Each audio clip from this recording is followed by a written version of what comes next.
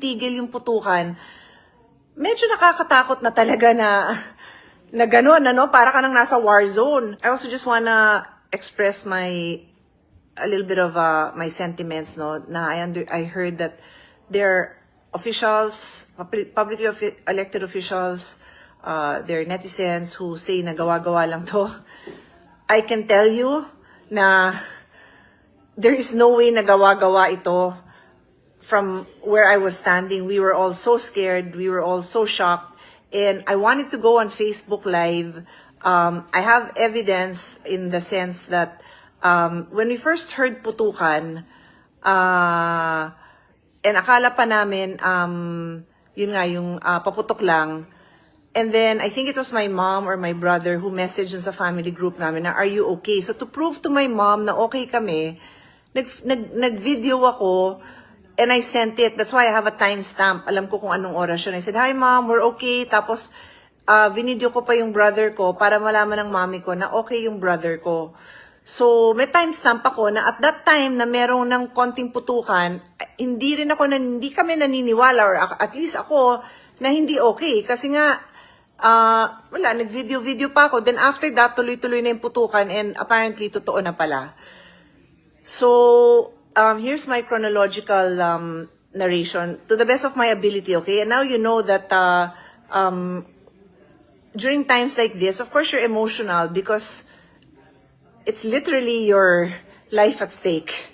So, ba't kami nandito? Natapos na yung session, and then may caucus kami because we have to discuss the committee chairmanships, because ang gusto ng bagong Senate President is by Monday, ma-announce na yung bagong chairman so that ma-continue na yung work, no?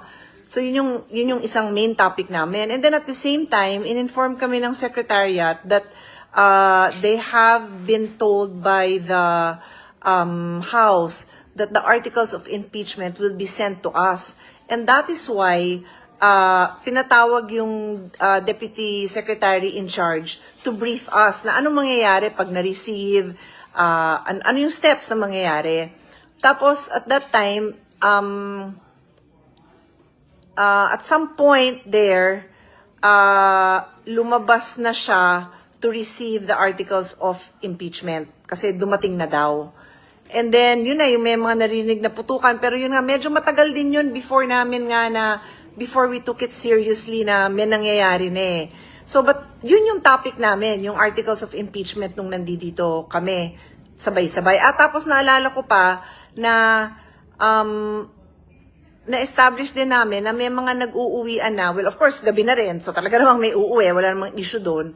Pero na-confirm namin na yung iba, sinabihan na umuwi na. Umuwi na kayo. Kasi parang may mangyayari. And, of course, tapos, yung DepSec namin, parang nasabihan pa niya yung mga kasama niya, hindi mo na ako pwede umuwi dahil aantayin ko yung articles of impeachment. And then, kami rin, parang, we're waiting for the articles of impeachment also. So that was really the main, and yun nga, I don't think at that point we thought it was serious na totoo yung may putukan, and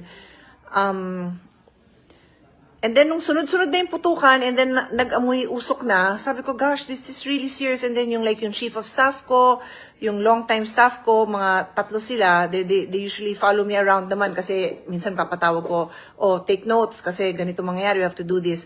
Nandun lang sila sa parang, what do you call it, like the outer room of my brother's office. This is not the official Senate President's office kasi 3 days pa lang Senate President si Alan. So this is his office downstairs. So sumilip ako sa labas, tapos sabi nila, pumasok ka na lang, delikado, don't go near the windows, don't go out, just stay inside. Tapos sabi ko, what's happening? Tapos ang ingay na, tapos yun nga, may mga putukan, and then parang I think they were kind of trying to barricade the doors because ang reports din, and then my brother Ren was sending me news reports kasi nga may media nga na nandyan na may mga pumapasok na daw sa Senate. May mga gustong pumasok sa Senate, dumadaan sa escape emergency exits. Yun. And then dun sa GSIS side, kasi we are actually renting lang, tenant lang kami ng GSIS. So nakadikit kami dun sa main GSIS building. And so hindi na namin property yon, wala kaming security doon. Pero nung sine-check nila, dun pala nanggaling yung putukan talaga. That's what was later on reported to us.